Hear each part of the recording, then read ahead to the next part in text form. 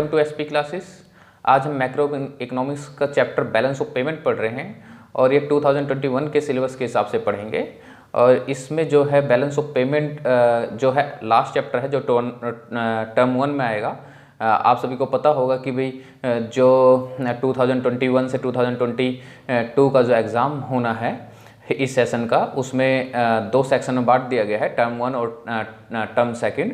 तो ये टर्म 1 का सिलेबस है बैलेंस ऑफ पेमेंट। तो चलिए इसको स्टार्ट करते हैं। तो एज यूजुअल सबसे पहले हम मीनिंग देखते हैं। बैलेंस ऑफ पेमेंट का मीनिंग क्या होता है? The balance of payment of a systematic record of all economic transaction. तो क्या है? एक सिस्टमैटिक रिकॉर्ड है जिसमें किसका रिकॉर्ड होता है? इकोनॉमिक ट्रांजैक्शन का। अब ये किसके बीच में होता है? एक तो रेजिडेंट्स के बीच में, हमारी कंट्री के रेजिडेंट्स जो हैं उनकी बात करें, और रेस्ट ऑफ द वर्ल्ड की बात कर दें कि residents for the foreign countries during a given period. तो एक गिवन पीरियड में क्या है कि हमारी कंट्री के जो पर्सन हैं, जो रेजिडेंट्स हैं, वो और जो अदर कंट्री के जो रेजिडेंट्स हैं, फॉरेन कंट्री के जो रेजिडेंट्स हैं, उनके बीच में जो इकोनॉमिक ट्रांजैक्शन होता है उसका एक गिवन पीरियड में, एक टाइम पीरियड में क्या किया जाता है? रिकॉर्ड किया जाता है, सिस्टमैटिक वे से रिकॉर्ड किया जाता है। उसको हम बैलेंस ऑफ पेमेंट कहते हैं। अब देखिए बैलेंस ऑफ पेमेंट में ट्रांजैक्शन कौन कौन से होते हैं। तो सबसे पहले की बात करें विजिबल आइटम। तो बैलेंस ऑफ पेमेंट में विजिबल आइटम के ट्रांजैक्शन। अब विजिबल आइटम आप विजिबल से समझ सकते हैं कि विजिबल मीन्स जिसको आप देख सकते हैं, जिसको आप छू सकते हैं। और ऐसी चीज़ें कौन सी होती हैं? गुड्स वगैरह, ठीक है। तो विजिबल आइटम्स इसके अंदर आते हैं। देन उसके बाद देखिए दूसरा क्या है? इनविजिबल आइटम्स, ठीक है। इनविजिबल आइटम्स कौन से होंगी? आप सब सोचिए इनविजिबल आइटम्स कौन से होंगी? ऐसे आइटम्स जिसको हम देख नहीं सकते हैं, जिसको हम छू नहीं सकते हैं, जो टेंजिबल नहीं होती हैं, लाइक सर्विसेज, ठीक है। तो जो सर्विसेज होती हैं वो क्या होते हैं कि भाई इनविजिबल आइटम्स होते हैं, जैसे इंश्योरेंस वगैरह हो गई। तो ये सारी सर्विसेज हैं, ठीक है। देन यूनिलैटरल ट्रांसफ़र, इसके अंदर यूनिलैटरल ट्रांसफ़र भी आता है। यूनिलैटरल ट्रांसफ़र की बात करें तो ये क्या है? सिंपल सा वन साइडेड ट्रांसफ़र है। अब वन साइडेड ट्रांसफ़र मतलब कि आपने किसी फॉरेन कंट्री के रेजिडेंट्स को आपने गिफ्ट वगैरह प्रोवाइड किया, ऐसे ही उन्होंने इधर गिफ्ट वगैरह प्रोवाइड किया। तो ये सारे यूनिलैटरल ट्रांसफ़र होते हैं, वन साइडेड होते हैं, ठीक है। अगर वो हमारे कंट्री के किसी रेजिडेंट्स को देते हैं तो ये भी बैलेंस ऑफ पेमेंट में आएगा। और हमारी कंट्री का कोई पर्सन अदर कंट्री के उसमें देता है रेजिडेंट्स को देता है, तो ये भी क्या है? यूनिलैटरल ट्रांसफ़र कहलाएगा, ठीक है। दोनों ही है रिकॉर्ड होगा। फिर है कैपिटल ट्रांसफ़र। अब कैपिटल ट्रांसफ़र की बात की जाए तो हमने इससे पहले बजट वाला चैप्टर पढ़ा ही था, जिसमें हमने एक कैपिटल रिसीप्ट की बात की थी और कैपिटल एक्सपेंडिचर की बात की थी। जिन बच्चों ने बजट वाला चैप्टर नहीं देखा है वो सभी बच्चे बजट वाला चैप्टर भी देख लें, जिससे ये कैपिटल ट्रांसफ़र इजीली समझ आएगा।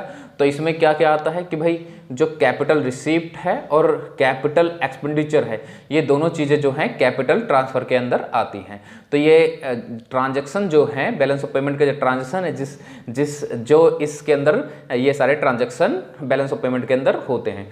अब बात करें स्ट्रक्चर और कंपोनेंट ऑफ बीओपी, ठीक है। तो इसका स्ट्रक्चर कैसा है? तो देखिए balance of payment account use double entry system. तो ये कैसा अकाउंट है? Double entry. अच्छा, जो बच्चे कॉमर्स के हैं तो उन्हें पता होगा डबल एंट्री सिस्टम क्या होता है, और जो आर्ट्स के हैं तो बस इतना ध्यान रखें कि इसमें डबल एंट्री होती है। एक होता है डेबिट, ठीक है, एक होता है डेबिट और एक होता है क्रेडिट, ठीक है। तो डबल एंट्री सिस्टम होता है इसमें कि भाई एक साइड डेबिट है, एक साइड क्रेडिट है, ठीक है। और अब जरा डेबिट और क्रेडिट का थोड़ा सा हम वो देख लें कि भाई क्या बैलेंस ऑफ पेमेंट में क्या डेबिट होता है, क्या क्रेडिट होता है। तो जब डेबिट की बात की जाती है, ठीक है, तो इसमें जब फॉरेन एक्सचेंज आउटफ्लो होता है, ठीक है, आउटफ्लो होता है, तो जो फॉरेन एक्सचेंज जो है अगर आउटफ्लो हो रहा है तो ये डेबिट साइड आता है, ठीक है। और अगर फॉरेन एक्सचेंज इनफ्लो हो रहा है, ठीक है, इनफ्लो हो रहा है, तो ये क्रेडिट साइड आता है। जिन बच्चों को फॉरेन एक्सचेंज नहीं पता है, तो फॉरेन एक्सचेंज का मतलब ये होता है कि अपनी डोमेस्टिक करेंसी छोड़ के अदर कंट्री की जो करेंसी हम उसको फॉरेन एक्सचेंज कहते हैं, ठीक है। तो अगर फॉरेन एक्सचेंज जो है आउटफ्लो हो रहा है, ठीक है, फॉरेन एक्सचेंज अगर आउटफ्लो हो रहा है तो हम उसको क्या कहेंगे? डेबिट में रखेंगे। और अगर फॉरेन एक्सचेंज इनफ्लो हो रहा है, हमारी कंट्री में फॉरेन एक्सचेंज आ रहा है, तो हम इसको क्रेडिट में रखेंगे। तो आई होप आप सबको समझ में आ गया होगा, ठीक है, कि भाई डेबिट और क्रेडिट में क्या क्या रखना है, कैसे रखना है, ठीक है। अब देखिए कि बैलेंस ऑफ पेमेंट की जब बात की जाती है तो जो बैलेंस ऑफ पेमेंट होता है लास्ट में हमेशा बैलेंस करना पड़ता है। वैसे भी डबल एंट्री सिस्टम है तो बैलेंस करना पड़ता है। तो जो बैलेंस ऑफ पेमेंट होता है वो 3 टाइप का होता है। सबसे पहला जो है बैलेंस होता है, ठीक है, फिर उसके बाद डेफिसिट होता है, भाई डेफिसिट, ठीक है, और तीसरा जो है सरप्लस होता है, ठीक है। तो सिंपल सी बात है कि बैलेंस मतलब क्या है, बैलेंस मतलब कि भाई एक्सपोर्ट जो है इक्वल टू इंपोर्ट होना, बैलेंस है। हम हमारी कंट्री से जितना एक्सपोर्ट हो रहा है उतने हम इंपोर्ट कर रहे हैं, मतलब हमारी कोई लेन देन नहीं है, जितने का हम एक्सपोर्ट कर रहे हैं उतने की इंपोर्ट हो रही है, तो हम इसको बैलेंस कहते हैं, ठीक है। पर ये कंडीशन बहुत कम होती है, ऐसी कंडीशन जल्दी पॉसिबल नहीं होता। फिर डेफिसिट, डेफिसिट का मतलब क्या है, जब डेफिसिट क्या है कि भाई डेफिसिट मतलब क्या, सिंपल सा कम होना कोई चीज़, ठीक है। तो डेफिसिट में क्या है, जब एक्सपोर्ट क्या होगा, लेस देन इंपोर्ट हो जाएगा। मीन्स कि जब इंपोर्ट ज़्यादा करेंगे, ठीक है, इंपोर्ट ज़्यादा करेंगे और एक्सपोर्ट कम रहेगा, तो ऐसी सिचुएशन में बैलेंस ऑफ पेमेंट क्या है, डेफिसिट हो जाता है। अब इंपोर्ट ज़्यादा करेंगे तो इसका मतलब क्या होगा, हमारा फॉरेन एक्सचेंज जो है क्या होगा, आउटफ्लो होगा, हमारी कंट्री से पैसा ज़्यादा जाएगा। और एक्सपोर्ट ज़्यादा होगा तो इसका उल्टा हो जाएगा, भाई हमारी कंट्री में पैसा ज़्यादा आएगा ना। तो जब एक्सपोर्ट ज़्यादा होता है तो क्या होता है कि भाई हमारी जो बैलेंस ऑफ पेमेंट है वो सरप्लस में रहता है। तो सरप्लस में सिचुएशन क्या है कि एक्सपोर्ट जब ज़्यादा हो और इंपोर्ट कम हो, मीन्स कि भाई मान लीजिए कि भाई एक्सपोर्ट 100 का हो रहा है और इंपोर्ट जो है वो 80 का ही है, तो हम क्या है 20 जो है क्या हो गए, सरप्लस में हो गए। तो ये 3 चीज़ें होती हैं, 3 तरीके का जो बैलेंस ऑफ पेमेंट होता है, ठीक है, जो इसके स्ट्रक्चर के अंदर ही है, जो मैंने लिखा नहीं है क्योंकि वो ज़रूरत नहीं थी इतनी कोई खास लिखने की, इसको इजीली ऐसे ही समझ में आ जाता, ठीक है। तो 3 है। सबसे पहला क्या है, बैलेंस होना, बैलेंस ऑफ पेमेंट का बैलेंस होना। दूसरा क्या है, डेफिसिट होना। तीसरा क्या है, सरप्लस का होना, ठीक है। अब देखिए बैलेंस ऑफ पेमेंट में 2 अकाउंट आते हैं, ठीक है। सबसे पहला है करंट अकाउंट। तो बात करें करंट अकाउंट की, तो current account is the account of BOP which records import export of goods and service and unilateral transfer. तो ये तीनों चीजें इसके अंदर रिकॉर्ड की जाती हैं। और ये जो करंट अकाउंट होता है ये डेली बेसिस पे चलती रहती हैं। और ये जो करंट अकाउंट में ट्रांजैक्शन होते हैं, स्पेशली ऐसे ट्रांजैक्शन होते हैं जिनका मोटिव होता है प्रॉफिट या अर्निंग वगैरह करना या गिफ्ट वगैरह, ये सारी चीज़ें प्रोवाइड करना। तो देखिए यूनिलेटरल ट्रांजैक्शन मतलब गिफ्ट वगैरह, ठीक है, देना वगैरह। और विजिबल इनविजिबल ये हम बात कर ही चुके हैं, तो इसको दोबारा समझाने की मुझे लगता नहीं है कि जरूरत है। देन उसके बाद देखिए कैपिटल अकाउंट क्या है, कहते हैं capital account of BOP which records all such as transaction between residents of a country and rest of the world which cause of change the assets and liability।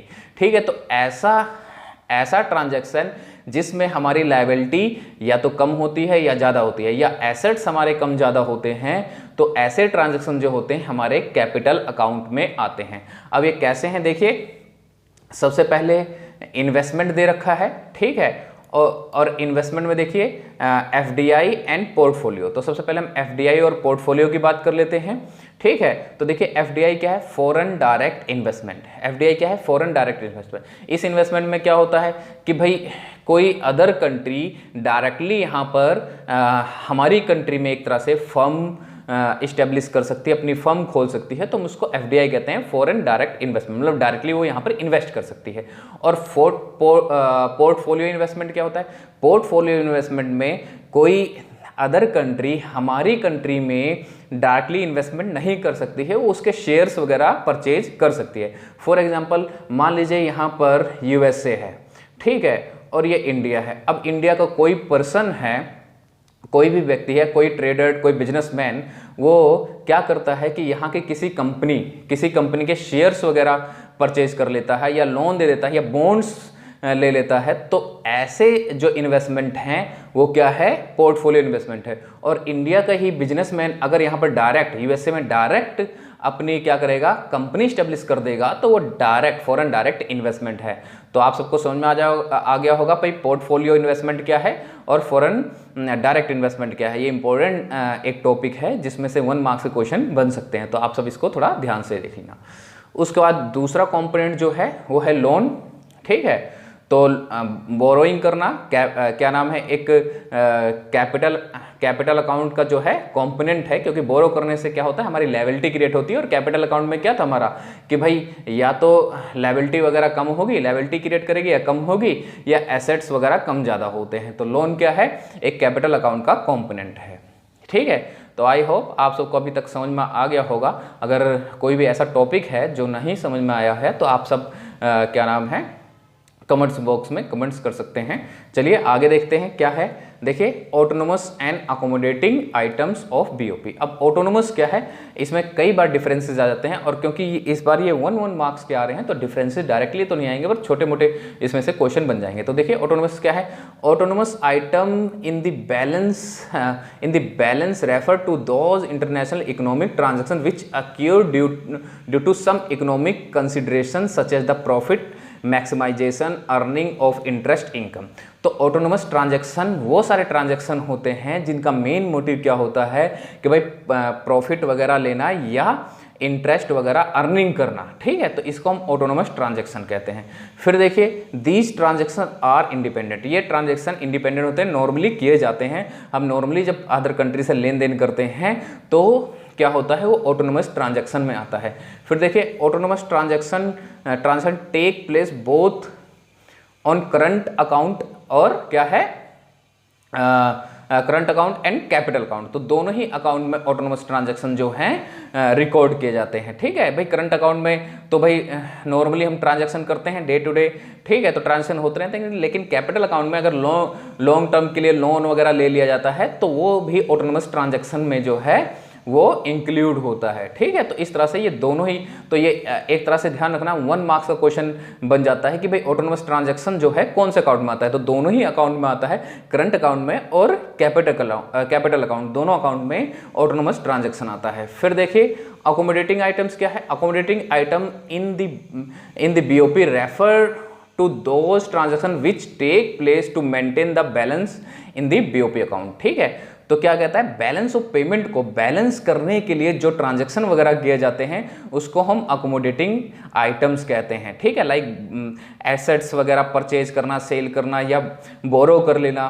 ठीक है, तो ये सारे जो हैं अकोमोडेटिंग आइटम्स होते हैं। ठीक है, अब देखिए, these transaction place only on the capital accounts. तो ये सिर्फ कैपिटल अकाउंट्स में ही आते हैं। ठीक है, हमने ऑटोनोमस ट्रांजैक्शन किस में था, कैपिटल अकाउंट्स और करंट अकाउंट दोनों में आता था, लेकिन यहाँ अकोमोडेटिंग जो आइटम्स हैं वो सिर्फ कैपिटल अकाउंट्स में आते हैं। ठीक है, क्योंकि ये बैलेंस करने के लिए, बैलेंस ऑफ पेमेंट को बैलेंस करने के लिए ऐसे आइटम्स यूज होते हैं, लाइक पैसे बोरो कर लेना, एसेट्स वगैरह सेल परचेज करना या किसी को लोन देना। ये सारी चीज़ें जो हैं ये ट्रांजैक्शन जो है अकोमोडेटिंग उसमें आता है। ठीक है, तो बैलेंस ऑफ पेमेंट चैप्टर यहीं ख़त्म होता है। इससे पहले जो है चैप्टर में एक बीओपी और बीओटी ये टॉपिक भी था, लेकिन इस साल कट गया है, लेकिन फिर भी मैं थोड़ा सा बता देता हूँ। बीओपी मतलब बैलेंस ऑफ पेमेंट, ठीक है, और बीओटी मतलब बैलेंस ऑफ ट्रेड। ठीक है, और बैलेंस ऑफ पेमेंट क्या है, आप सबने देखा ही था। इसमें 3 ट्रांजैक्शन होते हैं कि भाई विजिबल हो गया, इनविजिबल हो गया, यूनिलैटरल हो गया। और बीओटी में क्या है, सिर्फ विजिबल आइटम्स आते हैं, मतलब कि इनविजुअल और यूनिलैटरल ट्रांजैक्शन नहीं आता है। बस इतना सा डिफरेंस है।